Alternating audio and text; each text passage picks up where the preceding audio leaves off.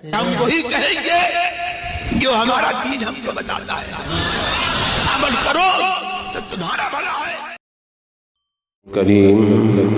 ونحن على ذلك لمن الشاهدين والشاكرين والحمد لله رب العالمين۔ حصول برکت کے لیے حضور اکرم سید عالم نور مجسم ارواحنا فدا محمد الرسول اللہ صلی اللہ تعالیٰ علیہ وسلم کی پر نور بارگاہ میں درود و سلام کا ہدیہ پیش کر لیجیے۔ اللہم صلی علی سیدنا وسلم صلاۃ و سلام علیک یا رسول اللہ صلی اللہ تعالیٰ علیہ وسلم۔ ایک بندہ مومن کے لیے سب سے بڑی دولت اس کا ایمان ہے، اور ایمان کتنی بڑی دولت ہے اس کو سمجھنے کے لیے کسی لمبی چوڑی تقریر کی ضرورت نہیں ہے، بس اتنا ہی کافی ہے کہ اللہ تبارک و تعالیٰ نے اس دولت ایمان کو لوگوں تک پہنچانے کے لیے ایک دو نہیں، 10 20 نہیں، 1000 2000 نہیں، کم و بیش 1,00,000 یا 2,24,000 انبیاء کرام کو دنیا میں مبعوث فرمایا۔ انبیاء کرام کی یہ اتنی بڑی تعداد دنیا میں تشریف لائی لوگوں کو دولت ایمان کی دعوت دینے کے لیے اور دولت ایمان عطا کرنے کے لیے، تو اس سے دولت ایمان کا اندازہ خوب لگایا جا سکتا ہے۔ اور ایمان لانے کے بعد اگر کوئی اسلام سے پھر جائے تو یہ ارتداد ہے، ایسا بندہ مرتد ہے، اور کائنات کا سب سے بڑا جرم اور سب سے سنگین جرم مرتد ہونا اور ارتداد کا شکار ہونا ہے۔ یہ اتنا سنگین جرم ہے کہ اللہ تبارک و تعالیٰ نے قرآن مقدس میں ارشاد فرمایا وَمَن يَرْتَدِدْ مِنْكُمْ عَنْ دِينِهِ فَيَمُتْ وَهُوَ كَافِرٌ فَأُولَئِكَ حَبِطَتْ أَعْمَالُهُمْ فِي الدُّنْيَا وَالْآخِرَةِ وَأُولَئِكَ أَصْحَابُ النَّارِ هُمْ فِيهَا خَالِدُونَ۔ فرمایا کہ جو اپنے دین سے مرتد ہو جائے اور کفر کی حالت میں مر جائے تو اس کے سارے اعمال دنیا و آخرت میں برباد ہو گئے،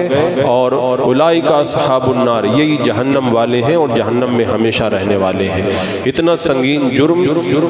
کہ بندہ جو ہے وہ غریبوں میں چاہے کمبل بانٹے، ہزاروں لاکھوں لوگوں کو کھانا کھلائے اور دن بھر عبادت کرے، ہزاروں جو ہے وہ اللہ کی بارگاہ میں سجدے کر لے، 50 حج اور عمرے کر لے، کتنا کچھ بھی کر لے، لیکن رب فرماتا ہے وَمَن يَرْتَدِدْ مِنْكُمْ عَنْ دِينِهِ، اگر کوئی دین سے مرتد ہو جائے اور دین سے پھر جائے تو اس کے دنیا اور آخرت کے جتنے اعمال ہیں وہ سب کے سب برباد ہو جاتے ہیں، اور بندہ ہمیشہ ہمیشہ کے لیے جہنم کی آگ کا سزاوار ہو جاتا ہے۔ دنیا کی آگ ہی اتنی خطرناک ہے کہ بندہ اس کا تصور بھی نہیں کر سکتا، تو آخرت کی آگ کتنی سخت ہوگی۔ اور اللہ تبارک و تعالیٰ نے اس جہنم کی آگ سے بچنے کے لیے ہمیں بھی حکم دیا اور اپنے ماتحتوں کو بھی اس آگ سے بچانے کا حکم دیا۔ ارشاد فرمایا یا ایھا الذین آمنوا قوا انفسکم واہلیکم نارا، اے ایمان والو خود آپ بھی جہنم کی آگ سے بچو اور اپنے اہل و عیال کو بھی جہنم کی آگ سے بچاؤ۔ اپنا بھی بچنا اور اپنے ماتحتوں کا بچانا یہ بھی ہماری ذمہ داری ہے، اور ہمارے اوپر یہ لازم کیا گیا ہے کہ اپنے ماتحتوں کو جہنم کی آگ سے بچاؤ۔ تو جو بندہ ارتداد کا شکار ہو جائے وہ خود تو جہنم میں جاتا ہے، اور اگر اس کا ماتحت اگر ارتداد کا شکار ہو جائے تو اس نے وہ فریضہ نہیں انجام دیا جو اللہ تبارک و تعالیٰ نے اس کے ذمے عائد کیا تھا۔ میرے آقا صلی اللہ تعالیٰ علیہ وسلم نے بارہا اس کی طرف توجہ دلائی، اور فتنہ ارتداد یہ اللہ کے رسول علیہ السلام کے وصال کے بعد ہی بڑی تیزی کے ساتھ میں پھیلا تھا۔ جب اللہ کے رسول علیہ السلام کا وصال ہوا تو ایک طرف منکرین زکوٰۃ اور دوسری طرف اسلام سے پھر جانے والے مرتدین، اور پھر زکوٰۃ کا انکار کرنے والے اور جھوٹے ختم نبوت کے اوپر ڈاکہ ڈالنے والے لوگوں پر ایمان لانے والوں پر جو ہے وہ ایمان لانے والوں کی ایک یہ پورا ایک منظر نگاہوں کے سامنے تھا۔ حضرت سیدنا ابو بکر صدیق رضی اللہ تعالیٰ عنہ ان مرتدین کے خلاف اٹھ کر کے کھڑے ہوئے تھے، اور یہ فتنہ ارتداد کتنا سخت سنگین فتنہ ہے اس کا اندازہ اس سے بھی آپ لگا سکتے ہیں۔ میرے آقا صلی اللہ تعالیٰ علیہ وسلم نے ایک موقع پر ارشاد فرمایا تھا کہ اگر تمہیں قتل کر دیا جائے، حضرت معاذ بن جبل رضی اللہ تعالیٰ عنہ سے روایت ہے، میرے آقا نے فرمایا اگر تمہیں قتل بھی کر دیا جائے، اگر تمہیں آگ میں جلا بھی دیا جائے، تب بھی اسلام سے مت پھرنا، اسلام سے مت پھرنا۔ اور جب حضرت ابو موسیٰ اشعری رضی اللہ تعالیٰ عنہ حضرت معاذ بن جبل رضی اللہ تعالیٰ عنہ کے پاس آئے اور آ کر کے بتایا، ایک آدمی مسلمان تھا پھر یہودی بن گیا، تو حضرت معاذ بن جبل رضی اللہ تعالیٰ عنہ نے فرمایا میں اس وقت تک نہیں بیٹھوں گا جب تک اسے قتل نہ کر دیا جائے، جب تک وہ زمین پہ موجود ہے میں بیٹھنا گوارا ہی نہیں کروں گا۔ اتنا سنگین جرم ہے یہ ارتداد کا فتنہ۔ میرے آقا علیہ الصلوۃ والسلام نے ایک موقع پر اس کی سنگینی کو بتاتے ہوئے ارشاد فرمایا تھا کہ فتنے کا دور آنے سے پہلے نیک کام کر لو، اس لیے کالی رات کے ٹکڑوں کی طرح فتنے تم پر ٹوٹ پڑیں گے۔ میرے آقا نے فرمایا بندہ صبح کو مسلمان ہوگا تو شام کو کافر ہو جائے گا، اور شام کو مسلمان ہوگا تو صبح کو کافر ہو جائے گا، اور معمولی دنیا کے سامان کے بدلے میں اپنے دین کا سودا کرے گا۔ اللہ کے رسول علیہ السلام کے وصال کے بعد یہ فتنہ اٹھا ارتداد کا، اور آپ ہندوستان کی سرزمین کا آپ جائزہ لیں کتنی مرتبہ یہاں پر ارتداد کا فتنہ اٹھا ہے۔ اکبر کے دور کے اندر اکبری الہاد کا وہ فتنہ جہاں پر ہزاروں لوگوں کا ایمان غارت ہوا تھا، اور ابھی پچھلی صدی کا آپ جائزہ لے کر کے دیکھ لیں، شدی تحریک کے نام سے تقریباً 8 لاکھ مسلمانوں کو کفر کی دہلیز پر لے جا کے کھڑا کر دیا گیا یا انہیں مرتد بنا دیا گیا۔ تو اس وقت ہمارے علماء کرام کی کاوشوں سے اس فتنے کا رخ موڑا گیا، اور جو ایمان کے دائرے سے نکل کر کے ارتداد کا شکار ہو گئے تھے انہیں دوبارہ دامن اسلام کے اندر لانے کی کوشش کی گئی، جن میں سرکار مفتی اعظم ہند رحمۃ اللہ تعالی علیہ کا بڑا عظیم کردار رہا ہے۔ لیکن آج میں جو گفتگو کرنے جا رہا ہوں یہ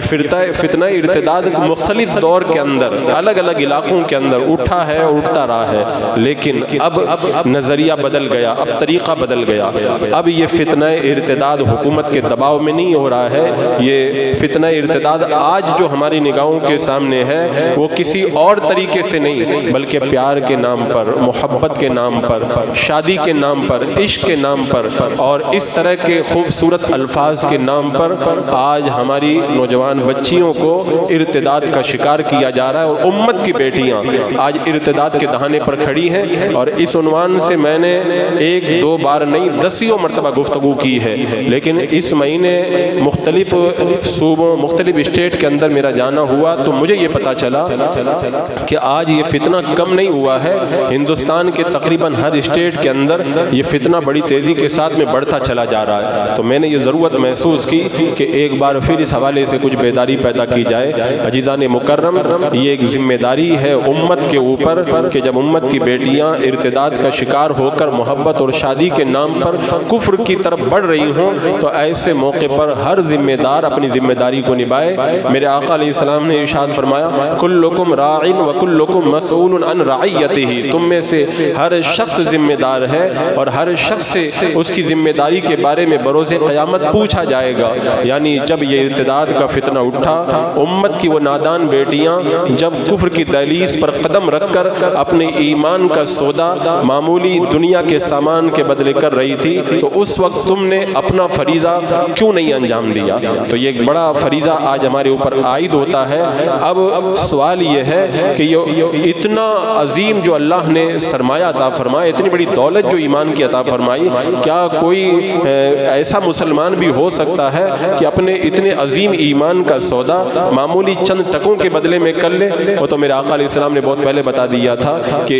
قیامت سے پہلے ایسے فتنے بھی آئیں گے کہ دین پر قائم رہنا یہ اتنا ہی مشکل ہو جائے گا جیسے ہاتھ میں انگارہ رہنا مشکل ہو جاتا ہے۔ کتنا مشکل ہے ہاتھ میں انگارہ رکھنا، اور آج گرتے وہ دور پورے طور پر ہمارے پاس نہیں آیا، لیکن آج اس کی جھلکیاں ہم دیکھ رہے ہیں۔ فتنے ہمارے گھروں پہ ٹوٹ رہے ہیں، فتنے الگ الگ انداز میں اپنی جگہ، لیکن سب سے بڑا فتنہ اس وقت ہماری نگاہوں کے سامنے ارتداد کا ہے۔ اب یہ ارتداد کا فتنہ کہاں کہاں سے آ رہا ہے وہ مکمل وقت نہیں کہ سب پہ گفتگو کی جائے۔ آج ہمارے اسکول کے اندر جو چھوٹے چھوٹے بچے پڑھ رہے ہیں نا، 4 سال 5 سال کے 6 سال کے، انہیں بھی مرتد بنایا جا رہا ہے۔ اس پر میں نے باضابطہ ایک مکمل تقریر کے اندر گفتگو کی ہے۔ آج ہمیں یہ دیکھنا ہے کہ ہماری جو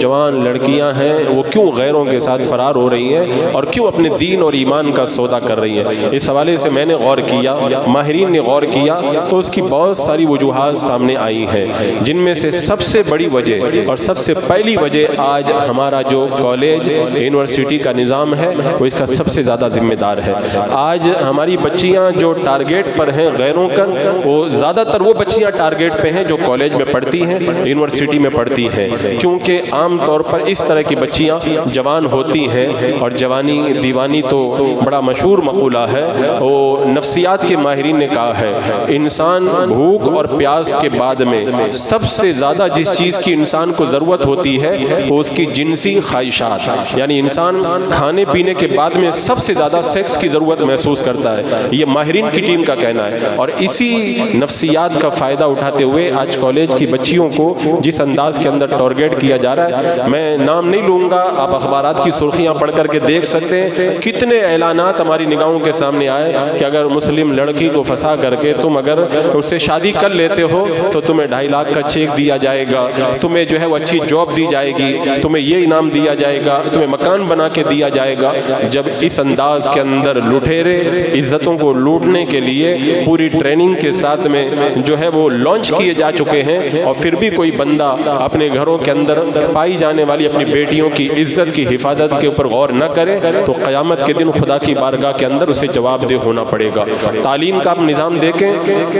کالج اور لڑکی یہ پورا ایک مکمل ٹاپک ہے۔ میں نے کئی بار سوچا اس عنوان پہ گفتگو کروں، لیکن یہ عنوان بڑا کڑوا ہے۔ کڑوا اس لیے میں کہہ رہا ہوں کہ عموماً ہمارے معاشرے میں اکثر لوگوں کی بچیاں کہیں نہ کہیں اسکول اور کالج سے جڑی ہوئی ہیں، اور اس کا ایک الگ سائیڈ ایفیکٹ ہے، تو میں کھل کر کے اس انداز پہ کبھی گفتگو نہیں کرنا چاہتا تھا، لیکن ایک ہلکی سی جھلک آپ کے سامنے میں رکھوں۔ لڑکا اور لڑکی جب بڑے ہو گئے کالج کے اندر پڑھ رہے ہیں، ساتھ میں پڑھ رہے ہیں، اور بہت سی جگہ تو ہاسٹل سسٹم ہے جہاں پہ ساتھ میں رہنا بھی ان کا ہو رہا ہے، پڑھانے والا ٹیچر مرد ہے، پڑھنے والی لڑکی عورت ہے، جوان لڑکی ہے، اور کچی عمر کے اندر تجربہ کم ہوتا ہے، خواہشات کا طوفان الگ اس کی نگاہوں کے سامنے ہوتا ہے، اور پھر کیا ہوتا ہے، ایک مسکراہٹ کے بدلے ایک جوان بچی اپنی نا سمجھی کی وجہ سے اپنا جسم غیروں کے حوالے کر کے نہ جانے کن کن دشواریوں سے دوچار ہوتی ہے۔ وہ آگے کی کہانی بیان کرنے کے لیے میرے پاس الفاظ نہیں، آگے کی کہانی اگر آپ پڑھنا چاہتے ہیں تو اخبار کی ہیڈنگ پڑھ کر کے دیکھ لیں، اخباروں میں کیا نہیں آتا ہے۔ آج ایک کالج کی لڑکی اپنے بوائے فرینڈز کے ساتھ میں جو ہے وہ فلاں جگہ فرار ہو گئی، کہیں سرخی لگائی جاتی ہے لڑکی نے لڑکے کی محبت کے اندر زہر کھا کے خودکشی کر لی، کہیں سرخی لگائی جاتی ہے کہ ایک لڑکی نے اس انداز کے اندر اپنے گھر کو چھوڑا کہ باپ کہتا ہے اگر آج وہ میری لڑکی مل جائے تو میں اس کا قیمہ بنا دوں گا۔ یہ ساری اخبار کی سرخیاں ہیڈنگ آپ پڑھ کر کے دیکھیں، لڑکی اپنے عاشق کے ساتھ میں فرار ہوئی، ماں باپ نے زہر کھا کر کے اپنی جان دے دی۔ ان ساری سرخیوں کو پڑھیں، کیا کیا جو ہے وہ حالات ہیں وہ خود ہماری نگاہوں کے سامنے آ جائیں گے۔ ابھی 1990 کی بات ہے، انگلینڈ ٹائمز کے اندر جب یہ خبر چھپی تھی کہ 20، 30 اور 50 سال کے اندر پوری دنیا کے اندر اسلام سب سے بڑا مذہب بن جائے گا، تو اس وقت انگلینڈ کے جو بڑی ماہرین تھے ان کی ایک میٹنگ ہوئی تھی کہ اس کا کیا حل ہے، اسلام کو کیسے روکا جائے۔ بہت انہوں نے غور کیا لیکن انہیں کچھ بھی سمجھ میں نہیں آیا، تو وہاں کا جو سب سے بڑا پوپ جان تھا اس کے پاس وہ لوگ گئے۔ پوپ جان سے کہا کہ ایک سروے بتا رہا ہے کہ اسلام جتنی تیزی سے بڑھ رہا ہے آنے والے وقت کے اندر اسلام کے مقابلے میں کوئی مذہب نہیں ہو پائے گا۔ تو پوپ جان نے کہا تھا مجھے یہ بتاؤ کہ مسلموں کے بچے پڑھتے کہاں پہ ہیں؟ تو انہوں نے کہا کہ زیادہ تر یعنی 80% مسلمانوں کے بچے انگلش میڈیم اسکولوں کے اندر پڑھتے ہیں۔ تو پوپ جان نے کہا تھا ڈرنے کی بالکل ضرورت نہیں ہے، اپنے کانوں میں روئی رکھ لو اور آرام سے سو جاؤ، یہ بچے پڑھ رہے ہیں مسلمانوں کے ہیں لیکن حقیقت میں یہ بچے مسلمانوں کے نہیں ہیں، یہ بچے ہمارے ہیں۔ یعنی اس نے بتا دیا تھا انگلش میڈیم کی تعلیم کی بوتل کے اندر ہم نے ایسا زہر ان کو پلانا ہے کہ انہیں پھر مسلمان نام کا رہ جانا ہے، حقیقت کے اندر اسلام ان کے پاس بچ ہی نہیں جانا ہے۔ آج جو کالج کے پڑھے ہوئے سب کی بات میں نہیں کرتا، جو بڑے بڑے گریجویٹ بنتے ہیں ان کی آپ ہسٹری میں دیکھ کر کے دیکھیں، ڈیبیٹ میں جا کر کے دیکھیں اسلام کے خلاف وہ کتنی بکواس کرتے ہیں، کوئی کافر بھی اتنی بکواس نہیں کر پائے گا۔ ایکس مسلم کے نام سے آج جتنے ڈیبیٹ ہو رہے ہیں یہ سب وہ مسلمانوں کے بچے ہیں جو کالج کے اندر پڑھ کر کے ارتداد کا شکار ہوئے اور اسلام کے خلاف بکواس کرتے ہوئے نظر آتے ہیں۔ ابھی فیصل آباد سے پاکستان میں فیصل آباد سے 100 کلومیٹر کے دور پر ایک یونیورسٹی کا ڈرون کے ذریعے چھت کا فوٹو لیا گیا، تو اس کے اندر لڑکا اور لڑکی کی جو ایسی تصویریں سامنے آئی کہ پاکستان کے اندر حل ہلچل مچ گئی، لوگ اس پر کمنٹس کرنے لگے۔ میں کہتا ہوں کمنٹس کرنے کی ضرورت کیا، یہ کوئی نئی بات تھوڑی ہے نا۔ اگر وہ آپ نے ڈرون کے ذریعے ایک تصویر دیکھی ہے کہ کالج کی چھت پہ کیا ہوتا ہے، آپ روزانہ جا کے دیکھیں ہاسٹل کے اندر جہاں لڑکا اور لڑکی ساتھ میں رہتے ہیں وہاں پہ کیا ہوتا ہے، ہاسٹل کے باہر جو ہوٹلوں کے اندر اسٹوڈنٹ پڑھتے ہیں، لڑکا اور لڑکی ایک ٹیبل پر چائے ناشتہ کرتے ہیں، وہاں پہ کیا ہوتا ہے۔ اور پکنک کے نام پر جو باہر نکل کر کے جو ننگا ناچ ناچا جاتا ہے، یہ سب کوئی چھپی ہوئی باتیں تھوڑی ہیں، یہ تو معاشرہ اسے خوب اچھے طریقے سے محسوس کر رہا ہے، اور معاشرے کے اندر یہ ساری چیزیں خوب اچھے انداز کے اندر آپ کو نظر آ جائیں گی۔ عزیزان مکرم، کالج اور لڑکی کا مسئلہ اتنا سنگین ہو چکا ہے، میں کہتا ہوں جب ہم سمجھاتے ہیں لوگوں کو تو معلوم ہے لوگ کیا کہتے ہیں کہ یہ مولانا لوگ تو ہم کو ترقی نہیں کرنے دینا چاہتے، ہماری لڑکی کچھ بن نہ جائے، ان کو اس بات سے تکلیف ہے۔ ہم کہتے ہیں ایک طرف یہ ہے تمہاری بچی کچھ بن جائے، اور دوسری طرف تمہاری بچی کی عزت ہے۔ کون ایسا بے غیرت باپ ہوگا جو عزت دے کر کے غیرت کا جنازہ نکال کر کے کوئی عہدہ حاصل کرنا چاہے؟ اور اگر یہ آپ کو علماء کی باتیں لگتی ہیں، علماء پہ صرف الزام ہے، یہ تو اللہ اس کے رسول کا حکم ہے۔ اللہ اس کے رسول کی شان میں کوئی کلمہ زبان سے نکالتے ہوئے ڈر لگتا ہے تو علماء کو نشانہ بنایا جاتا ہے، یہ علماء کی بات نہیں ہے، یہ اللہ اس کے رسول کا فرمان ہے جو علماء اپنی زبان سے سناتے ہیں۔ آپ دیکھیں الہ آباد اکبر الہ آبادی جو الہ آباد ہائی کورٹ کے جج تھے، وہ کوئی عالم نہیں تھے، اتنے بڑے جج تھے، انہوں نے کہا تھا کہ فرعون نے بچوں کو قتل کروایا، بنی اسرائیل کے بچوں کو قتل کروایا، تو فرعون کو لوگ آج تہمت لگاتے ہیں فرعون کے پاس عقل نہیں تھی، اگر اس کے پاس عقل ہوتی نا تو وہ بچوں کو قتل نہیں کرواتا، ایک کالج کھول دیتا، اس کا سارا کام ویسے ہی ہو جاتا۔ یہ ایک جج کہہ رہا ہے، سپریم کورٹ کا جج یہ بات کہہ رہا ہے، ہائی کورٹ کا جج یہ بات کہہ رہا ہے۔ حضرات مکرم، یہ علماء کی باتیں نہیں ہے، یہ حقیقت ہے۔ آج تعلیم کی بوتل کے اندر جو نشہ ہماری بچیوں کو پلایا جا رہا ہے وہ سارا منظر ہماری نگاہوں کے سامنے ہے، اور بارہا اس حوالے سے گفتگو ہو بھی چکی ہے۔ میں کہتا ہوں اپنی بچیوں کو تعلیم آپ دلاؤ، دینی تعلیم ضرور دلاؤ اور دنیاوی تعلیم دلاؤ، تو اس کے لیے سیپریٹ انتظام ہونا چاہیے۔ ہمارا جو قوم کا پیسہ کروڑوں کی تعداد میں شادیوں میں خرچ ہو جاتا ہے، اربوں کی تعداد میں خرچ ہو جاتا ہے، ان خرچوں کو کم کرو اور ان پیسوں سے اپنے مسلمانوں کا ایسا کالج ہو جس کے اندر مسلم لڑکیاں پڑھیں، تو پڑھانے والی عورتیں بھی مسلم ہو اور لانے لے جانے کا پردے کا بھرپور انتظام ہو۔ اور اگر ایسا نہیں کر سکتے تب پھر میں کہتا ہوں اپنی عزت کا سودا کر کے اگر کوئی بچی ایسا کرتی ہے تو اسلام اس بات کی قطعاً اجازت نہیں دیتا ہے۔ لندن کی رپورٹ میں بتاؤں، لندن کے اخبار میں رپورٹ چھپی تھی کہ کالج میں جانے والی 14 سال کی اکثر بچیاں جب جاتی ہیں تو اپنے اسکول بیگ کے اندر وہ دوائیاں ساتھ میں لے کے جاتی ہیں جو بچوں کی روک تھام کے لیے لی جاتی ہیں۔ انہیں پتہ نہیں کب کہاں پہ ضرورت پڑ جائے ان دوائیوں کی۔ یہ ہمارے معاشرے کا حال ہے، یہ کوئی عالم نہیں بیان کر رہا ہے، یہ خود اخبار یہ بول رہے ہیں، لیکن اس کے باوجود بھی ہماری آنکھیں کھلتی ہوئی نظر نہیں آ رہی۔ عزیزان مکرم، یہ بڑا سنگین معاملہ ہو چکا ہے، چونکہ میں جہاں پر بھی جاتا ہوں نوجوان بچے مجھ سے ملنے آتے ہیں اور آ کر کے یہ حالات سناتے ہیں، اور وہی حالات سن کر کے خود ان کا کلیجہ بھی کانپتا ہے اور خود مجھے بھی بڑا افسوس ہوتا ہے کہ ایسے حالات ہماری نگاہوں کے سامنے۔ یہ تو ایک مخلوط تعلیم کا یہ زہر ہے۔ اس کے علاوہ آپ دیکھیں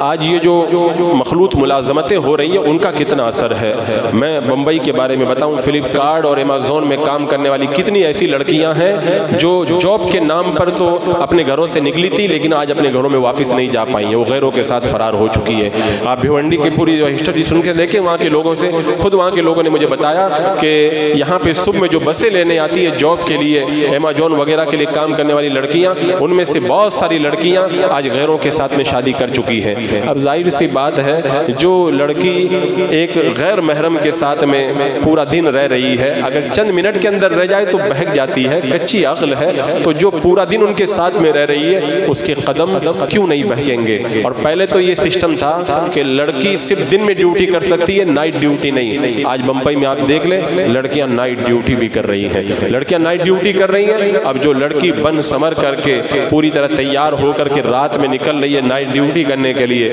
ادھر سے لڑکا بھی وہاں پہ موجود ہے، اس کے بعد میں کیا تماشا ہوگا وہ آگے کی کہانی وہ صرف سوچی جا سکتی ہے، زبان میں وہ طاقت نہیں کہ بندہ اس کو بیان کرے۔ یہ بھی ایک بہت بڑا ہمارے معاشرے کا ٹکڑا ہے۔ اس کے بعد میں آپ دیکھیں آج غیروں کے ساتھ میں جو لڑکیاں فرار ہو رہی ہیں اس کے اندر بڑا کردار ہے ان فلموں کا بڑا کردار ہے۔ کچی عمر کے اندر فلموں میں وہ سب کچھ دکھایا جا رہا ہے جو دیکھنا کوئی غیرت مند بندہ گوارا بھی نہیں کرتا ہے۔ فلموں میں پیار دکھایا جاتا ہے، پیار کا انجام انجام نہیں دکھایا جاتا ہے. فلموں میں محبتیں دکھائی جاتی ہیں, ان کا انجام نہیں سین کیا جاتا ہے. ان کو معلوم ہے اگر وہ ساری چیزیں ہم دکھائیں گے تو ہماری فلم فلاپ ہو جائے گی. وہ سب کچھ وہی دکھایا جاتا ہے. وہ ہمارے بزرگوں نے کتاب میں ایک بات لکھی ہے نا, ایک کہانی کہ ایک تصویر میں ایک شیر اور آدمی بنے ہوئے تھے, اور وہ شیر کو آدمی پھاڑ رہا تھا. تو شیر وہاں سے نکلا تو کہنے لگا یہ آدمی نے تصویر بنائی ہے اس لیے وہ شیر کو پھاڑ رہا, اگر یہ تصویر ہم لوگ بناتے تو ایسی بناتے کہ ہم آدمی کو پھاڑ رہے ہیں. تو بزرگ فرماتے بس یہی حال ہے. فلموں والے کیا کچھ دکھاتے ہیں, جو ان کی مرضی آتا ہے وہی دکھاتے ہیں, جو ان کے فائدے کا ہوتا ہے وہی دکھاتے ہیں. اب ان کا فائدہ جس چیز کے اندر ہے اسے معاشرے کے اندر لوگوں کے سامنے رکھتے ہیں, اور ان سب چیزوں کو دیکھ کر کے ہماری بچیاں ماڈل بننا چاہتی ہیں, ہماری بچیاں ہیروئن بننا چاہتی ہیں, اور اسی انداز کے اندر میک اپ, اور وہ پھر شوٹ بوٹ کہ وہ چاہتی ہیں کہ ہم بھی اسی انداز کے اندر سامنے. انہیں نہیں پتا ہوتا فلم میں کہانی ہوا کرتی ہے, سچائی نہیں ہوا کرتی. فلموں میں جو دکھایا جاتا ہے وہ حقیقت نہیں, وہ ایک خواب ہوا کرتا ہے, وہ صرف فلم تک رہتا ہے, زمینی سطح پر اس کا وجود نہیں ہوتا. لیکن خواہشات کے اس ماحول میں کچی عمر اور کچے تجربے کے اندر بچیاں ان فلموں میں دیکھے ہوئے سین کا شکار ہو کر کے پھر غیروں کے ساتھ میں تعلقات قائم کرتی ہیں, اور اس کا نتیجہ کتنا سنگین ہے وہ ہمارے نگاہوں کے سامنے موجود ہے. حرام کاری اپنی جگہ, ایمان کا سودا اس سے بھی بڑا سنگین ہے. میں کہتا ہوں ہمارے آئیڈیل کون ہے؟ ہمارے آئیڈیل دیکھنے تو آپ دیکھیں ان بزرگوں کو جنہوں نے اپنی قربانیاں دی, انہوں نے کبھی ایمان کا سودا نہیں کیا, جان دینا گوارا کر لیا. حضرت ام سلیم رضی اللہ تعالی عنہ جب مدینہ کے اندر بیوہ ہوئی تو ابو طلحہ نے انہیں شادی کی دعوت دی, کہا تم کافر ہو, میں تمہارے ساتھ شادی نہیں کر سکتی. تو ابو طلحہ نے ایمان قبول کیا. حضرت انس سے ام سلیم نے کہا میرا نکاح ان کے ساتھ پڑھا دو, میں اپنا مہر معاف کرتی ہوں اور میں اسلام کو اپنا مہر بناتی ہوں. سلام اس مقدس خاتون پر. اپنے ایمان کا سودا نہیں کیا بلکہ اسے ایمان کے دامن میں داخل کیا اور کہا کہ میرا مہر, یہ اس کا اسلام ہی میرا مہر ہے. حضرت انس کہتے اتنا پیارا مہر میں نے کبھی نہیں دیکھا. یہ ہمارے آئیڈیل ہیں. فلموں میں جو ہے وہ ہمارے آئیڈیل نہیں ہے, یہ ہمارے آئیڈیل ہیں. فرعون کی بیٹی کو کنگھی کرنے والی مشاطہ جو فرعون کو سنوارا کرتی تھی, ایک بار اس کے ہاتھ سے کنگھی گر گئی تو اس نے کہا بسم اللہ. فرعون کی بیٹی نے سنا تو کہنے لگی یہ کون اللہ کا نام لے رہی ہو, اللہ خدا تو میرا جو باپ ہے وہ خدا ہے فرعون. تو جب فرعون کو پتا چلا تو بلایا مشاطہ کو, کہا تو کسی اور خدا کی عبادت کرتی, کہا میرا رب اللہ ہے, کہا مجھے خدا مان, کہا نہیں مانوں گی. اس کے بعد میں جو ظلم و ستم کا دور چلا ہے, کیسا دور چلا بتاتے ہیں کہ اس پر اتنا ظلم کیا گیا, اخیر کے اندر اس کے دودھ پیتے بچے کو اس کے سینے پہ لٹایا گیا اور سینے پہ لٹا کر کے اس کو ذبح کر دیا گیا. لیکن اس خاتون نے اپنے بچے کی قربانی تو دے دی, ماں کی مامتا کے لیے. بچے تو ویسے ہی کتنے پیارے ہوتے ہیں, وہ دودھ پیچھے بچے کے ساتھ میں ماں کا جو پیار ہوتا ہے اسے کوئی اندازہ نہیں کر سکتا, وہ ماں کا دل ہی بتا سکتا ہے. لیکن اس مشاطہ نے اپنے سینے پر لیٹے ہوئے اپنے دودھ پیتے بچے کی قربانی تو گوارا کر لی, اپنے ایمان کا سودا نہیں گوارا کیا. ایک روایت میں آتا ہے تانبے کو برتن کو کھولایا گیا اور اس کے اندر اس کے بچوں کو ڈالا گیا. ماں وہ بھی دیکھتی رہی اور اخیر کے اندر اسے بھی شہید کر دیا گیا. اس نے یہی کہا تھا فرعون تجھے جو کرنا ہے وہ کر لے, ایمان کا سودا میں ہرگز نہیں کر سکتی. یہ ہمارے آئیڈیل ہیں, یہ ہمارے نمونہ ہے. فلموں کے اندر ننگا پن, گندگی اور عیاشی اور فحاشی کا نمونہ بن کر نگاہوں کے سامنے آنے والے, وہ گندگی کے اندر زندگی گزارنے والے گندی نالی کے کیڑے ہمارے لیے آئیڈیل کبھی بھی نہیں ہو سکتے. ہمارے آئیڈیل کون ہے؟ فرعون کی بیوی آسیہ کو دیکھو, وہ ایمان لے آئی. جب فرعون کو پتا چلا کہ آسیہ ایمان لے آئی ہے تو معلوم ہے کتنا ظلم کیا. اللہ اکبر.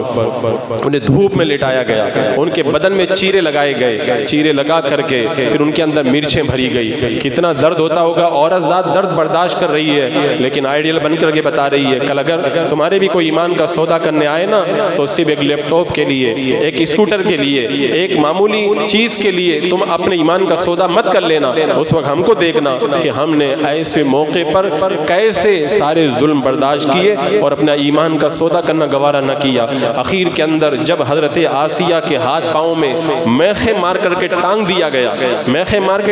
گیا اور جب کہا گیا کہ اب ایمان کا انکار کرو تو اس اللہ کی بندی نے اور بلند آواز سے اللہ کا نام لینا شروع کیا. کہا اے اللہ اب مجھے جنت میں اپنا ٹھکانہ دکھا دے, اے اللہ مجھے جنت میں اپنا ٹھکانہ دکھا دے. اللہ تبارک و تعالیٰ نے جنت ان کی نگاہوں کے سامنے کر دی اور پھر ان کی روح بےتاب ہو کر کے نکلی. سارا ظلم برداشت کیا, دنیا کو چھوڑ دیا لیکن ایمان کا سودا کرنا گوارا نہیں کیا. قبیلہ بنی مخزوم کے اندر میرے آقا صلی اللہ تعالیٰ علیہ وسلم کا گزر ہو رہا ہے، ایک بوڑھی عورت ہے، بوڑھی عورت کو دھوپ میں لٹایا گیا، ان پر چکی کو رکھ دیا گیا اور انہیں اس طرح ظلم و ستم کا نشانہ بنایا گیا۔ میرے آقا گزرے، کہا صبر کرو، جنت کا وعدہ تمہارے لیے۔ ابو جہل کہنے لگا کہ اب تم اللہ کہنا بند کر دو، تو اللہ کی بندی اور زور سے اللہ کا نام لینے لگی، اور پھر ابو جہل سے برداشت نہ ہوا، ناف کے نیچے نیزہ مار کر اس مقدس خاتون کو شہید کر دیا، لیکن اس نے ایمان کا سودا نہ کیا۔ اسلام کی راہ میں خون بہانے والی اس پہلی خاتون کا نام حضرت سمیہ رضی اللہ تعالیٰ عنہ۔ یہ ہمارے لیے آئیڈیا، فلموں کے اندر وہ گندے لوگ جو عام طور پر اگر ہماری نگاہوں کے سامنے آ جائے تو جن سے گھن آئے، جو پاکی کا تصور بھی جن کے پاس میں نہیں ہے، وہ ہمارے لیے کیسے آئیڈیل ہو سکتے ہیں؟ تو آج ہمارے معاشرے کی بہت ساری بچیاں ان فلموں میں ماڈلوں اور ہیروئنوں کو دیکھ کر کے وہ بھی خوابوں کی رانی بننے کے چکر میں غیروں کے ساتھ میں فرار ہونا گوارا کر رہی ہے۔ اور آج ایک بہت بڑا اس کے اندر کردار موبائل کا بھی ہے، اس پر میں نے مکمل تقریر کر دی ہے کہ موبائل، اسمارٹ فون کس انداز کے اندر ہماری بچیوں کو بھگانے کے اندر جو ہے وہ کردار نبھا رہا ہے۔ پہلے چیٹنگ کی جاتی ہے، اس کے بعد میں محبت کی باتیں شروع ہوتی ہیں، اور باتوں سے پھر آگے بڑھ کر کے معاملہ ملاقاتوں تک جا پہنچتا ہے، اور پھر ملاقاتوں کے بعد میں پھر وہ بے حیائی کا کام شروع ہوتا ہے، اور پھر جو کہانی ہوتی ہے اسے آپ حضرات خوب جانتے ہیں، اور پھر اس کے بعد کی کہانی اس سے بھی زیادہ دردناک ہے۔ وہ غیر مسلم لڑکیوں کے ساتھ شادی کا ڈھونگ رچاتے ہیں، انہیں اسلام سے برگشتہ کر کے کورٹ میرج تو کر لیتے ہیں، اور جب شادی کے چند دن گزر جاتے ہیں پھر لڑائی جھگڑے شروع ہوتے ہیں۔ کتنے ایسے کیس سامنے آئے کہ اپنے دوستوں کے ذریعے اس کی عزتوں سے کھلواڑ کروایا جاتا ہے، کتنی جگہ ایسے معاملات سامنے آئے، انہیں بیئر باروں کے اندر نچایا جاتا ہے، اور پھر اخیر کے اندر لڑکی جب اپنے گھر کی طرف بھاگنا چاہتی ہے تو اسے ویڈیو دکھا کے کہا جاتا ہے تیری ننگی تصویریں میرے موبائل میں محفوظ ہیں، اب اگر تم نے کوئی الگ قدم اٹھایا تو پھر سمجھ لو تمہارا کیا حال ہوگا۔ اب وہ بچی ڈپریشن اور جس انداز کے اندر گھٹ گھٹ کر کے اپنی زندگی گزارتی ہے، آخرت بھی ہاتھوں سے گئی اور دنیا بھی اس کے ہاتھوں سے نکل جاتی ہے۔ یہ معاشرہ، یہ معاملہ پورا ہمارے معاشرے کے اندر بار بار دیکھنے کو مل رہا ہے، لیکن آج کتنے لوگوں کو جب سمجھایا جائے نا، وہ کہتے نہیں میری لڑکی تو بڑی نیک ہے، میری لڑکی تو بڑی پارسا ہے، میری لڑکی ایسا نہیں کر سکتی، اور اس کے بعد میں بھاگ کر کے آتے ہیں، کہتے ہیں کہ حضرت آپ نے صحیح کہا تھا، میری لڑکی تو بھاگ رہی، میں کیا کروں؟ ایک موسا کے پاس میں ایک آدمی آ کے کہتے ہیں میں اپنی بچی کو کالج میں داخلہ دلوایا لیکن لڑکے بڑے پریشان کرتے ہیں، تو موسا صاحب نے کہا کہ جب درندوں میں تم بکری کو چھوڑ دو گے تو درندے اس پر رحم تھوڑی کریں گے، آپ جب خود ہی وہ قدم اٹھا رہے ہو اس کے بعد میں تمہیں شکوہ اور شکایت کرنے کا کیا موقع باقی رہ جاتا ہے؟ آج یہ ٹکڑا ہمارے معاشرے کے اندر پورے طور پر موجود ہے۔ آپ کو معلوم ہے باضابطہ طور پر اسمارٹ فون کے اندر ایسی بے حیائی کے کام لڑکیوں کو دکھائے جاتے ہیں اور اس کے بعد میں ان کا استحصال ہوتا ہے۔ اب میں چونکہ کھل کر کے ایک ایک جگہ کا نام لے کے نہیں بتا سکتا، بمبئی کے اخبار میں چند دن پہلے کی خبر آپ نے دیکھی بھائی کلا کے پاس میں کیسے کالج سے آنے والی لڑکی کو گندی فلمیں دکھا کر کے عیاشی کا شکار بنایا گیا۔ یہ ساری چیزیں بندہ دیکھتا ہے اور اس کے بعد میں شتر مرغ کی طرح آنکھیں بند کر کے بیٹھ جاتا ہے۔ شتر مرغ کی طرح آنکھیں بند کر لینے سے دنیا نہیں مٹ جائے گی، آپ کی آنکھیں بند ہو جائیں گی۔ آپ جب آنکھیں کھولیں گے تو منظر تو وہی نگاہوں کے سامنے ہے، صرف نظریں بد جھکا لینے سے منظر نہیں بدل جاتا ہے۔ آج وہ سارے مناظر ہماری نگاہوں کے سامنے ہیں، اور اس کے بعد میں اس کے اندر ایک بڑا کردار جہیز کا بھی ہے۔ بہت سارے واقعات میرے سامنے اس طرح کے آئے، آج ہماری لڑکیاں جو غیروں کے ساتھ فرار ہوئی اس میں جہیز کا بھی بڑا کردار ہے۔ ایک لڑکی یہیں کلہ ہی کا واقعہ کہ وہ غیروں کے ساتھ اس انداز کے اندر پیش آئی، ماں سے جب کہا گیا تو پتہ ہی چلا ماں نے ہی کہا تھا جب جہیز میرے پاس دینے کے لیے ہے نہیں، تیری شادی ہو نہیں سکتی تو خود جو کرنا ہے وہ کر لے، اور پھر بچی وہ قدم اٹھاتی ہے جو اس کی دنیا کو بھی برباد کر دیتی ہے اور اس کی آخرت کو بھی تباہ و برباد کر کے رکھ دیتی ہے۔ ایک لڑکی غیر کے ساتھ میں جب اس انداز کے اندر گھومتی ہوئی دیکھی گئی غیروں کے ساتھ تو باپ کو آ کر کے بتایا گیا، تو باپ نے کہا میں کیا کروں، میں نے اپنی بچی کو 20 سال تک سنبھالا، اب جب میں شادی کرنا چاہتا ہوں لوگ بڑا منہ کھول دیتے ہیں، میرے پاس دینے کے لیے کچھ ہے نہیں، میرے پاس دینے کے لیے کچھ نہیں ہے، تو 20 سال تو میں بچا سکا، اب میں کیسے کب تک بچاؤں، میں بھی تو بوڑھا ہو گیا ہوں، میرے اندر بھی تو اتنی طاقت نہیں ہے کہ میں اب اس کو روک سکوں۔ یعنی 20 سال تک توحید کا درس دے کر کے جس باپ نے اپنی بچی کو پالا تھا، 20 منٹ کے اندر اس بچی نے 20 سال کی محنت پر پانی پھیر دیا اور 20 سال کی محنت کو مٹی میں ملا 20 سال کی محنت کو مٹی میں ملا دیا۔ یہ معاملات کیوں ہماری نگاہوں کے سامنے؟ یہ سب جہیز کی دین ہے۔ آج لڑکے والے اور لڑکی والے جب دولہا اور دلہن تلاش کرنے نکلتے ہیں ان کا دماغ آسمان پہ ہوتا ہے، انہیں لڑکی چاہیے دبلی دبلی پتلی ہو، زیادہ موٹی نہ ہو، خوبصورت ہو، بہت زیادہ پڑھی لکھی ہو، اور یہ ہو وہ ہو، اور اس کے بعد میں پھر ان کے جو مطالبات ہوتے ہیں اور پھر نتیجہ یہ نکلتا ہے وہ لڑکیاں کنواری رہ کر کے غلط راستہ اختیار کرنے پر مجبور ہو جاتی ہیں۔ آج غیروں کے ساتھ میں جو بھاگ رہی ہیں ان کے اندر ایسا نہیں کہ صرف جوان لڑکیاں، ان کے اندر شادی شدہ لڑکیاں بھی شامل ہیں، اور ان کے اندر جہاں غریب طبقہ شامل ہے وہیں پر امیر طبقہ بھی شامل ہے۔ یہ دین ہے ہمارے اس معاشرے کی، جس معاشرے نے ہم کو اس نہج پہ لا کر کے کھڑا کر دیا ہے۔ عزیزان مکرم، ابھی ایک جگہ میں نے پڑھا تو واقعی میں تو لرز کرے گیا، ایک عورت نے اپنا گردہ بیچ دیا، اس سے کہا گیا تو نے گردہ کیوں بیچا؟ بولا میرے پاس اور کوئی راستہ بھی نہیں تھا، میری بیٹی کی شادی کرنے کے لیے ایک ہی راستہ بچا تھا، میں نے اپنا گردہ بیچ دیا۔ جب معاشرے کے اندر ایسے واقعات موجود ہوں، پھر اس کے بعد میں وہ قوم کہتی ہے مسلمانوں پہ بڑا ظلم ہو رہا ہے، آج جو ہے وہ غزہ و فلسطین پہ مسلمانوں کا قتل عام ہو رہا ہے۔ میں کہتا ہوں جہاں تم جب ان حالات کو دیکھتے ہو تو واویلا مچاتے ہو، جب تمہاری باری آتی ہے تو تم اتنے لالچی کیوں بن جاتے ہو؟ جب تمہاری باری آتی ہے تو تم اتنے حریص کیوں بن جاتے ہو؟ اپنے معاشرے میں ظلم ہوتا ہوا دیکھتے ہو تو پھر کہتے ہو ظلم ہو رہا ہے، لیکن جب خود ظالم بن کر کے مطالبات کرتے ہو اس وقت غیرت کام مر جاتی ہے۔ یہ تو ایک دو واقعہ ہے، اگر ان واقعات کو پورا کھنگالا جائے نا، اللہ اکبر، کتنی لڑکیاں جو مسلم سے غیر مسلم بنی ہے، ان کی جا کے پھر ان سے آپ انٹرویو لو تب آپ کو پتہ چلے گا، ان کے اندر ایسی ایسی کہانیاں کھل کر کے سامنے آئیں گی جہاں وہ قصوروار ہیں، پورا معاشرہ اس قصور اور الزام کے اندر گرفتار نظر آئے گا۔ اور ایک بڑا کردار اس کے اندر بے پردگی کا بھی ہے، عریانیت کا اس کے اندر ایک بڑا کردار پایا جاتا ہے۔ آج بے پردگی کی وجہ سے یہ معاملات پیش آ رہے ہیں۔ اسلام نے عورت کی عزت کی حفاظت کے لیے جو پردے کا اہتمام کیا تھا، کتنی پابندیاں لگائی تھی، عورت بلا ضرورت باہر نہ جائے، اور اگر ضرورت میں باہر جائے پورے پردے کے ساتھ میں جائے، اور پردے کے ساتھ میں جائے تو اس بات کا خیال رکھے کہ پردہ جو ہے وہ ایسا ہو کہ اس کے بدن کا ابھار ظاہر نہ ہوتا ہو، اور اس کے بدن کی ساخت پتہ نہ چلتی ہو، اس کا جسم چھپا ہوا ہو، بھڑکیلا لباس نہ ہو، اور پھر وہ ایسی خوشبو لگا کے نہ جائے جس سے غیر محرموں کی نظر اس کی طرف اٹھے، ایسے زیور کو نہ پہنے کہ زیور کی آواز غیروں کے کانوں تک جائے، اور اگر بات کرنے کی ضرورت پڑے غیرے سے تو لچکدار آواز میں بات نہ کرے تاکہ دل کا روگی اس کی طرف رغبت نہ کرے۔ اور پھر کتنے قانون لگائے، کتنی پابندیاں لگائی۔ یہ پابندیاں اسی لیے تو لگائی تھی کہ عورت کے پاس میں جو عزت و آبرو کا ایک سرمایہ ہے وہ سرمایہ محفوظ رہ جائے، لیکن غیروں نے یہ تاثر دیا اسلام عورتوں پہ ظلم کرتا ہے، انہیں آزادی کے ساتھ میں باہر جانے سے روکتا ہے۔ میں کہتا ہوں اسلام کے اندر ایسا کوئی کلچر ہے ہی نہیں کہ لڑکی بے پردگی کے ساتھ میں باہر نکلے۔ پہلے جاہلیت کے اندر دو کلچر پائے جاتے تھے، ایک آزاد عورت، ایک باندی۔ آزاد عورت وہ ہوتی تھی جو اپنی مرضی سے شریفانہ طور پر شادی کرتی تھی، اور لونڈی وہ ہوتی تھی جس کو مارکیٹ سے خریدا جاتا تھا، جو خریدتا تھا جیسا چاہتا تھا اس کے ساتھ برتاؤ کرتا تھا۔ یہ دو کلچر زمانہ جاہلیت میں پائے جاتے تھے۔ آج کی اس نئی جاہلیت کے اندر لونڈی والا کلچر ختم ہو گیا، نام بدل گیا ہے۔ آج بھی ایک آزاد اور شریف عورتیں پائی جاتی ہیں اور دوسری لونڈیاں پائی جاتی ہیں، لیکن اب ان کو لونڈی نہیں کہا جاتا، ان کو گرل فرینڈز کہا جاتا ہے۔ نام خالی بدل دیا ہے، یہ جو نام بدلا ہے نا خالی نام ہی بدلا ہے، ورنہ اس گرل فرینڈ کے ساتھ شادی نہیں کی جاتی ہے، وہ سب کچھ کیا جاتا ہے جو جاہلیت میں جو ہے وہ لونڈیوں کے ساتھ میں کیا جاتا تھا۔ میں کہتا ہوں کہ عورت صرف عیش و عشرت کا سامان نہیں ہے، وہ ٹائم پاس والی چیز نہیں ہے کہ اس کو گرل فرینڈ بنا کر کے رکھا جائے۔ اسلام تو یہ کہتا ہے اسے عزت و آبرو کے ساتھ میں کسی گھر کی ملکہ بنایا جائے، یہ اسلام کا تاثر ہے۔ آج سویڈن کی آپ تاریخ پڑھیں، سویڈن کے اندر عورتوں نے ایک جلوس نکالا، اس جلوس کے اندر 1,00,000 عورتیں شامل تھی۔ انہوں نے اپنے ہاتھ میں جو بلے اٹھا رکھے تھے اس میں لکھا ہوا تھا ہمارے لیے جو جنسی بیراروی ہے اس کو ختم کیا جائے، یعنی عورتیں خود تنگ آ چکی ہیں اس جنسی بیراروی سے، اور آج ہماری بچیوں کو کوئی سمجھانے والا نہیں ملتا، ان کو تو لگتا ہے کہ ہماری آزادی اسی کے اندر ہے۔ یاد رکھیں گرل فرینڈز کا اور بوائے فرینڈز کا کوئی تصور اور کوئی کلچر اسلام کے اندر نہ کبھی تھا اور نہ کبھی ہے، یہ غیروں کا دیا ہوا کلچر ہے۔ معلوم ہے کیسا کلچر ہے یہ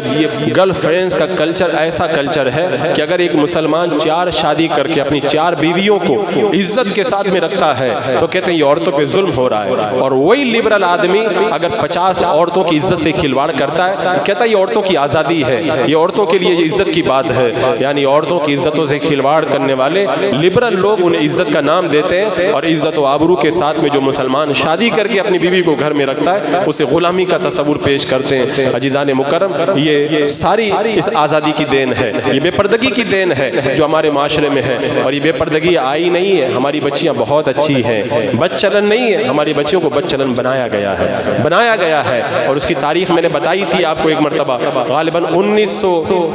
یا 1900 صدی کی یہ بات ہے، جب ہدا شعراوی نے مصر کی سرزمین پر یہ کہا تھا پردہ بہت پرانا کلچر ہے، اس کو ختم ہونا چاہیے۔ اور پھر اٹلی کے شہر روم کے اندر 1913 کے اندر جو کانفرنس ہوئی تھی، پوری دنیا کی عورتیں جس میں شامل ہوئی تھی، اس نے تقریر کرتے ہوئے اپنے پردے کو اتار کر کے اپنے پاؤں کے نیچے کچل کر کے کہا تھا اب پردے کا رواج ختم ہو جانا چاہیے۔ یہ باضابطہ طور پر ہمارے بچیوں کا برین واش کر کے انہیں تیار کیا جاتا ہے تاکہ وہ پورے طور پر ہمارے ماحول میں ڈھل سکیں اور یہ عزتوں کے لٹیرے ان کی عزتوں کے ساتھ میں کھلواڑ کر سکیں۔ بہت سارے معاملات نگاہوں کے سامنے آئے، میں نے بہت کچھ پڑھا۔ مجھے افسوس ہے کہ میں اس حوالے سے ترتیب کے ساتھ کچھ نہیں بتا سکتا کیونکہ یہ ٹاپک ہی کچھ ایسا ہے۔ یہ ایک فوٹو کاپی کی دکان پر ایک لڑکی کو دیکھا گیا کہ وہ ایک لڑکے کے ساتھ بہت پریشان ہے، غیر مسلم لڑکے کے ساتھ میں۔ جب وہ لڑکا ادھر چلا گیا تو فوٹو کاپی کرنے والے لڑکے نے پوچھا، آدمی نے پوچھا کہ کیا بات ہے، تو اتنی پریشان کیوں ہے؟ کہا میں گھر سے بھاگ کے آئی ہوں، میرے گھر والے مجھے پکڑ لیں گے، اسے پریشان ہوں۔ کہا مجھے جلدی سے 10 کاپی کر کے دے دو۔ تو اس دکاندار نے کہا ایک بات بتاؤ، اگر میں تمہیں 100 روپے کا نوٹ دوں اور 1 روپیہ دوں تم کیا لوگی؟ 100 روپیہ لوگی کہ 1 روپیہ لوگی؟ اس نے کہا میں تو 100 کا نوٹ لوں گی۔ کہا یہی بات تو رشتوں پر بھی فٹ ہوتی ہے، ایک طرف تمہارے گھر میں 100 رشتے ہیں اور ایک طرف یہ غیر مسلم لڑکے سے تم رشتہ بنانے جا رہی ہو، تم 100 کا نوٹ لے کر کے 1 روپیہ لینا گوارا نہیں کرتی، اور تمہارے پاس کیسی عقل ہے تم 100 رشتوں کو چھوڑ کر کے ایک رشتے کے لیے بھاگ رہی ہو؟ لڑکی کے دماغ میں بات آ گئی، کوئی سمجھانے والا چاہیے، یہ کچی عقل ہوتی ہے، عشق کا بھوت سوار ہوتا ہے، ان کو کوئی سمجھانے والا چاہیے۔ بچی سمجھ گئی جب 1 روپیہ لے کر میں 100 نہیں چھوڑنا چاہتی تو ایک غلط رشتہ لے کر کے میں 100 رشتوں کو کیسے چھوڑ دوں؟ وہیں سے اپنے باپ کو فون کر کے کہتی ابا مجھ کو آ کر کے لے جاؤ۔ بات مجھے سمجھ میں آ گئی ہے۔ ہماری بچیاں بھولی بالی ہیں، انہیں باضابطہ برگلایا جاتا ہے اور انہیں گندی فلمیں دکھا کر کے انہیں اس طریقے سے جنسی طور پر تیار کیا جاتا ہے، اس کے بعد کے اندر پھر ایسا نہیں کہ وہ ہمیشہ ملکہ بن کے رہتی ہیں، بہت سارے معاملات اس کے بعد میں نگاہوں کے سامنے آتے ہیں۔ عزیزان مکرم، آج 2 پہلو ہماری نگاہوں کے سامنے ہیں۔ ایک بات تو یہ ہے کہ دنیا کا نقصان، ایسی لڑکیاں جو شادی کر کے غیروں کے ساتھ فرار ہوئی ان کا انجام بتایا جائے، کوئی کہیں پہ مری ہوئی پائی گئی، کسی کی لاش کہیں پر ملی، کسی کو کہیں پہ کچل دیا گیا، کیونکہ جو چند ٹکوں کے لیے محبت کا ڈھونگ رچاتے ہیں وہ زیادہ دن تک نبھا نہیں پاتے۔ اور اگر لڑکیاں کہیں کہ نہیں فلاں کی تو شادی ہوئی بہت خوش ہے، تو ان کو بتاؤ اگر دنیا میں چند دن کی خوشی بھی مل گئی تو وَمَن يَرْتَدِدْ مِنْكُمْ عَنْ دِينِهِ فَيَمُتْ وَهُوَ كَافِرٌ فَأُولَٰئِكَ حَبِطَتْ أَعْمَالُهُمْ فِي الدُّنْيَا وَالْآخِرَةِ وَأُولَٰئِكَ أَصْحَابُ النَّارِ هُمْ فِيهَا خَالِدُونَ۔ یہ چند دنوں کی عیاشی اور عیش و عشرت کے لیے ہمیشہ کے لیے جہنم کی آگ میں جلنا، یہ تمہارا دل کیسے گوارا کر لیتا؟ تمہارا ایمان تو حضرت ام سلمہ کی طرح ہونا چاہیے، اپنا دودھ پیتا بچہ بھی چھوڑ دیا، اپنے پیارے شوہر ابو سلمہ کو بھی چھوڑ دیا، کہا چاہے جو کچھ ہو جائے میں اپنے ایمان کا سودا نہیں کروں گی۔ ہمارا ایمان تو حضرت ذنیرہ کی طرح ہونا چاہیے، کافر مار رہے، حضرت عمر ایمان نہیں لائے تھے وہ بھی مارتے، ابو جہل بھی مارتا، اتنا مارا آنکھوں کی روشنی چلی گئی۔ ذنیرہ نے کہا تھا چاہے آنکھیں چلی جائیں لیکن ایمان نہیں دوں گی میں۔ رات میں اٹھ کر کے رب کی بارگاہ میں رو کر کے کہتی ہے مولا اب مجھے کافر تانا دینے لگے ہیں، تیرا خدا تیری مدد نہیں کرتا، تو آنکھوں سے اندھی ہو گئی ہے، ہمارے بتوں کی مار تیرے اوپر پڑ گئی ہے، اللہ میں ایمان کے لیے ہر ستم گوارا کروں گی لیکن آنکھوں کی روشنی مجھے دے دے، یہ تیری ذات پر اعتراض کر رہے ہیں۔ جب صبح کو اٹھی تو اللہ نے آنکھوں کی روشنی عطا فرما دی۔ یہ ہمارے لیے آئیڈیل اور یہ سب ہمارے لیے کردار ہیں، آج ہمیں اپنی بچیوں کو یہ کردار بتانے کی ضرورت ہے۔ اور ایک بات یہ بھی یاد رکھیں، ایسا نہیں کہ دینی تعلیم دے دی تو لڑکی بچ جائے گی، بہت ساری پڑھی لکھی لڑکیاں بھی بھاگی، عالمہ بھی بھاگی ہیں، اس کے لیے پورا ایک سسٹم نظام لگا ہوا ہے بہکانے کے لیے، تو ہمیں بھی حفاظت کا پورا سسٹم اور پورا نظام بنا کر کے رکھنا ہوگا۔ میں نے کہا تھا اس دن بھی کہا تھا کہ اگر آپ نے اپنے مکان کی دیوار اونچی کر دی، اپنے گھر پہ پردہ لٹکا دیا لیکن گھر میں بیٹھی ہوئی اپنی بچی کو اسمارٹ فون دے دیا تو دیوار بھی بغیر فائدے کے ہے اور اس پردے کا بھی کوئی فائدہ نہیں ہے۔ آپ کی بچی اسمارٹ فون کے راستے سے پردے اور دیواروں کو فلانگ کر کے آپ کے ہاتھوں سے نکل جائے گی، آپ دیکھتے رہ جائیں گے، کچھ نہیں کر پائیں گے۔ میرے آقا صلی اللہ تعالیٰ علیہ وسلم نے کتنے اچھے انداز کے اندر لوگوں کو بدکاری سے بچانے کی تعلیم دی۔ میرے آقا علیہ السلام نے کیا ارشاد فرمایا؟ ابو امامہ کہتے ہیں ایک شخص میرے آقا علیہ السلام کی بارگاہ میں آیا اور آ کر کے کہنے لگا یا رسول اللہ مجھے زنا کی اجازت دے دیجیے۔ میرے آقا نے ڈانٹا نہیں، وہ اخلاق عالیہ کے پیکر تھے میرے آقا علیہ السلام، لوگوں کی نفسیات کو سمجھتے تھے، کس سے کیسے بات کرنی، کیسے سمجھانا ہے۔ قربان جاؤں میرے آقا علیہ السلام پر، اللہ کے رسول علیہ السلام نے کچھ نہیں کہا، صرف یہ فرمایا اے شخص تو بتا اگر کوئی تیری ماں کے ساتھ ایسا کرے تو گوارا کرے گا؟ اگر کوئی تیری بہن کے ساتھ کرے، اگر کوئی تیری پھوپھی خالہ بہن کے ساتھ کرے؟ میں نے کہا میں نہیں گوارا کروں گا۔ میرے آقا نے فرمایا تم جو زنا کی اجازت اجازت مانگ رہے ہو، مفہوم روایت یہی ہے کہ وہ بھی تو کسی کی ماں ہوگی، کسی کی بہن ہوگی، کسی کی خالہ ہوگی، کسی کی پھوپھی ہوگی۔ جب سنا تو ان کا دل کھل گیا، پھر میرے آقا نے دعا فرمائی اور زنا سے نفرت کرنے لگ گئے۔ یہ کردار اللہ کے رسول علیہ السلام کا تھا۔ اسلام نے اتنے اچھے انداز کے اندر اس غلط کلچر کا خاتمہ فرمایا۔ عزیزان مکرم، آپ اسلام کو پورے طور پر پڑھیں تب آپ کو احساس ہوگا کہ اسلام کتنی ستھرائی اور کتنی پاکیزگی کے ساتھ میں ہمیں جو ہے وہ اخلاقیات سکھاتا ہے اور ان طرح کے ہر طرح کے فحش اور غلط باتوں سے بچانے کی کوشش کرتا ہے۔ آج معاشرے کے اندر جو بھی منظر ہماری نگاہوں کے سامنے ہے، بچ وہی پائے گا جو پوری نگرانی اور پوری ذمہ داری نبھائے گا۔ اگر آپ نے معمولی بھی آج جو یہ شادیاں لیٹ ہو رہی ہیں نا، اس کی بھی بڑی وجہ ہے لڑکیوں کے بھاگنے کی۔ میں نے بتایا تھا ماہر نفسیات کا کہنا، لڑکی جب 14 سال سے پار کرنے لگتی ہے اس کی جسم کے اندر ایک تبدیلی آتی ہے، اور جب پانی اور سیلاب جب نکل پڑتا ہے اس کو راستہ دینا پڑتا ہے۔ اگر تم نے پانی کو راستہ نہ دیا تو پانی تم سے راستہ نہیں مانگے گا، اپنا راستہ خود بنائے گا۔ تو جب خواہشات بیدار ہوتی ہیں، جوانیاں جب پورے زوروں پر ہوتی ہیں، انہیں بھی اپنی آرزوؤں کو پورا کرنے کے لیے ایک راستہ چاہیے۔ تم 25 سال کے بعد 30 سال اور 40 سال تک اس لڑکی کو گھر پہ بٹھا کر کے کسی جو ہے وہ دولہے کا انتظار کر رہے ہو، کوئی بڑا سیٹ مل جائے اور بڑا جو ہے وہ ایسا گھرانہ مل جائے۔ اس دور کے اندر جو ان کو موقع ملے گا تب تک یہ جوانیاں تباہ ہو چکی ہوں گی، یہ جوانیاں تباہ ہو چکی ہوں گی، کیونکہ جب تم نے صحیح راستہ نہیں دیا تو وہ غلط راستہ خود اختیار کر لیں گی، اور اگر وہ غلط راستہ غیر مسلم کے ساتھ فرار ہونا ہے تو پھر اللہ اکبر کتنا سنگین وبال۔ اور مجھے تو تعجب ہوتا ہے، ایک لڑکی غیروں کے ساتھ ہوٹل بازی کرتی تھی، جب اس کے باپ کو بتایا گیا نا، ماں کو بتایا گیا تو کہنے لگے نہیں وہ ہندو لڑکا ہے لیکن بہت شریف لڑکا، ہمارے گھر پہ بھی آتا جاتا ہے۔ جب لوگوں کی شرافت کا معیار یہ ہو جائے کہ ان کی لڑکیاں غیروں کے ساتھ میں ہوٹلوں میں رات گزارے اور ماں کو بتایا جائے تو ماں کہے کہ نہیں وہ تو بڑا اچھا لڑکا ہے، وہ ایسا لڑکا نہیں ہے، تو آپ سمجھ جائیں کہ آج ہمارا جو ہے وہ ذہنی رویہ کہاں تک پہنچ چکا ہے، ہم کتنی نچلی سطح تک اتر چکے ہیں۔ باتیں بہت ہیں، میں نے صرف چند اشارے کیے ہیں تاکہ اس معاشرے میں اور جہاں تک میری آواز جائے گی دنیا بھر میں، وہاں تک جن لوگوں تک یہ پیغام پہنچے وہ اس بات کو سمجھے کہ ضرورت ہے، نہیں تو پھر رب نے فرمایا یا ایھا الذین قوا انفسکم واہلیکم نارا، تمہیں اپنے آپ کو بھی بچانا ہوگا، اپنے اہل و عیال کو بچانا ہوگا۔ نہیں بچائے خدا کی بارگاہ میں جواب دینے کے لیے تیار رہیں، اللہ کی بارگاہ میں جب پیشی ہوگی تب خدا کی بارگاہ میں جواب دینا ہوگا۔ اللہ رب قدیر فتنہ ارتداد سے سب کو بالخصوص ہماری ان بچیوں کو بچائے جو اپنی ناسمجھی کی وجہ سے کفر و شرک کی دہلیز پر کھڑی ہیں۔ اللہ رب قدیر ہماری ایمان کی حفاظت فرمائے۔